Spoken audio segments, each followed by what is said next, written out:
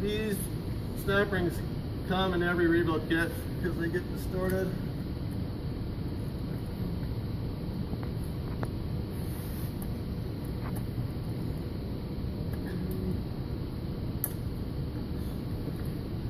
And believe it or not, they're actually directional.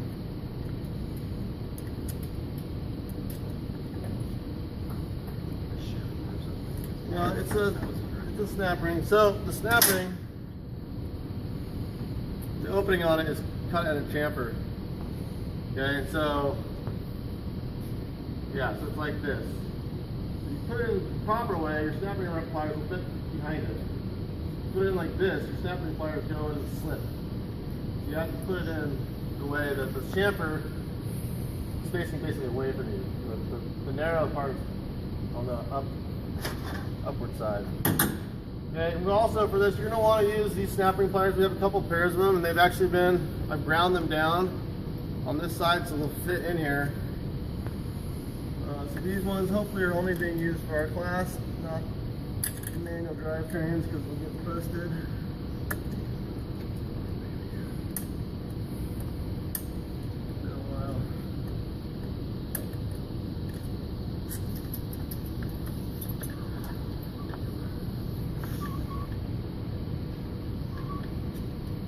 A few more times before I give up. Come on.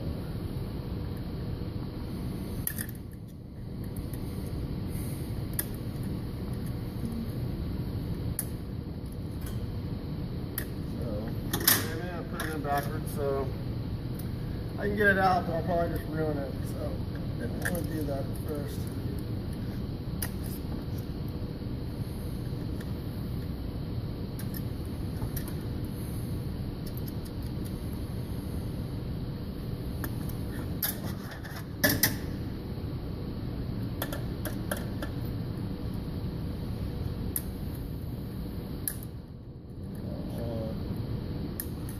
Well, we'll come back to that. Alright, so we have our two main drums here. This one is the reverse input drum. It's only used for reverse. Okay. So flathead screwdriver works good. We actually have a special transmission tool, and this is the flathead that's been bent. Okay, but it's pretty handy for taking snap rings out. Dental pick works well. So find the snap ring opening. Use a pick.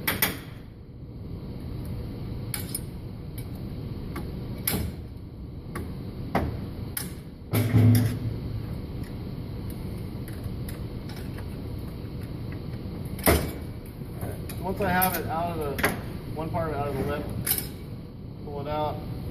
When I look at it, make sure that it's just a flat snap ring. Some of these will be actually in a wave shape, meaning that they're also a spring and a snap ring. Okay, so I'll set that there. The clutch pack out, inspect it. The clutches look brand new, they're not burnt. The steels aren't burnt. We'll keep all that stuff together. Some transmissions, the clutches will be identical from one drum to the next, but they may have different thicknesses, or they may have a different snap ring. So it's always good just to take that pack, put it somewhere where you won't forget where it came from. Okay, so now to get the rest of that part, I have to compress this return spring to get the snap ring out, which will allow me to get the piston out. Okay, so I want to find the opening. That's facing me here.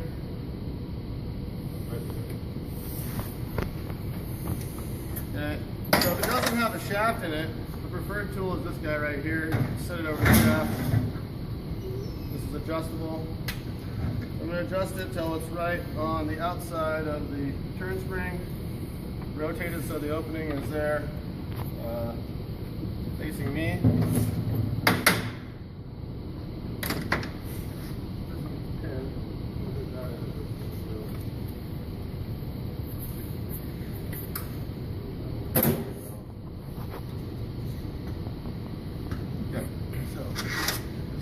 Pliers, it's all ready to go. You don't have to to go down very far, just enough to expose the snap ring groove. Actually, the less, so there's a snap ring, there's a return spring, I have to compress it down to get below the snap ring. If I go way down here, then my snap ring pliers are kind of hunting. So if I just pull it down just right below it, I can actually use the return spring as a guide. So that's my tip for this. Just enough to expose it.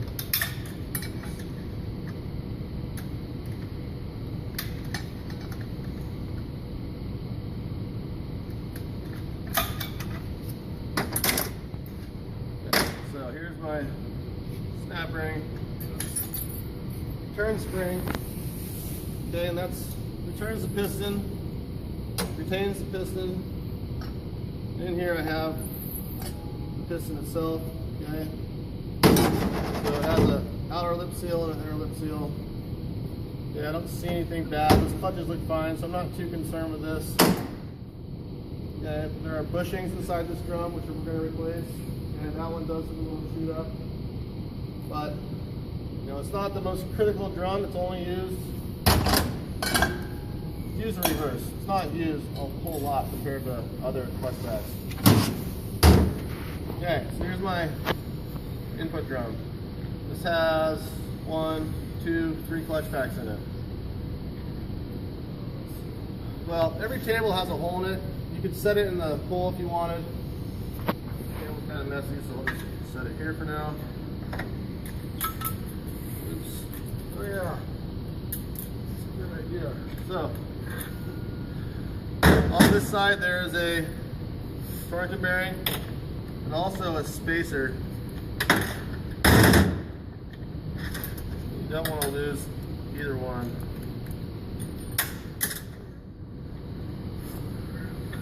Torque bearings, the torque bearings are directional. Okay, they will fit in there and sit down flat one way, and they won't the other way. So it's really good. Comparatively, you keep track of how they come apart. If your end plate was not correct, it's possible someone put their torque bearing in upside down. Okay, so this snapper right here is really stout. You're going to want a fairly strong device, probably with like a flathead, that transmission tool, kind of working around that out of there. Okay, big thick guy. This clutch pack here is the 3/4 clutch pack. So it comes on in third, comes on in fourth. Okay, and these guys here, some builders leave them out. Some builders insist they get put back in. Okay, what they do is essentially keep these guys spread apart when the clutch pack's not applied. Okay, what happens is that from centrifugal force, that drum rotating, it'll cause the fluid to go out to the sides of the drum, but then actually try to work its way out the top, to cause these to self-apply. So that's why those things are in there. Some people think they're not important, others think they're imperative. Okay, so I have a pressure plate. That's just a thick steel at the top of the stack. Friction steel, friction steel, friction steel, friction steel. And then this is a different steel. It's an apply plate, followed by another pressure plate, followed by this piston, we call it the retainer, but put my 3/4s up there, put the snap ring. Alright, so then I have another set of clutches. Those have an even stronger snap ring. Get a bigger tool. And work your way around the circle. See, it's much, much thicker than the other ones.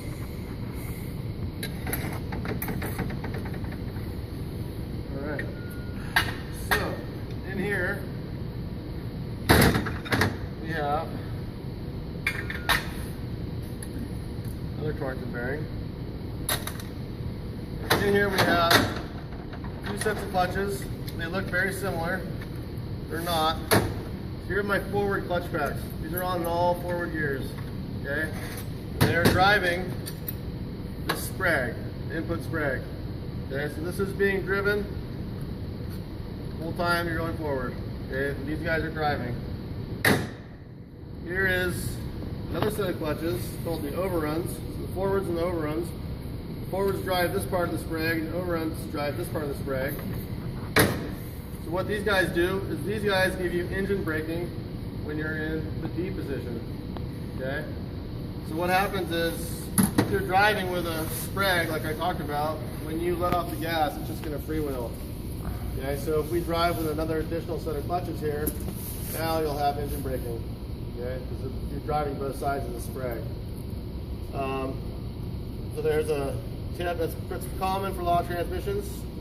If your vehicle won't move in overdrive, but it moves in drive, this guy's failed.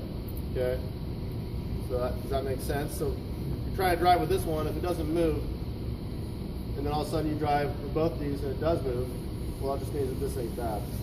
It's pretty common. The car doesn't move in overdrive, but it moves in drive. Your one-way clutch is bad. So I'm just going to put these together because I'm familiar with it. Overruns going first, forwards going second. Common misconception is that the overruns are overdrive. It has nothing to do with overdrive. It has to do with the one-way clutch overrunning. That's what you call it when it freewheels. Yeah. What could it most likely mean if it'll drive in reverse but not drive or any of your forward gears?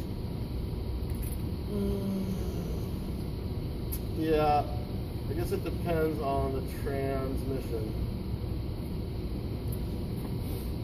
It could have something to do with the planets. The planets are what's being held in reverse. I suppose maybe it means that it probably wouldn't be the planets. It probably depends a lot on the transmission. Okay, so now I have the clutches out of here. Now I have to get the pistons, okay, the return springs out of here. So this one has a shaft, obviously, so it won't fit over this, so I can't use that tool I just used. I have to use this tool right here. So that. Yeah.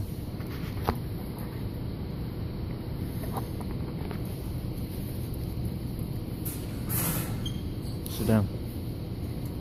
Okay, now, I don't know if you guys can see, but this return spring, that little guy in there is really small, obviously, compared to that other one. It's really flimsy as well.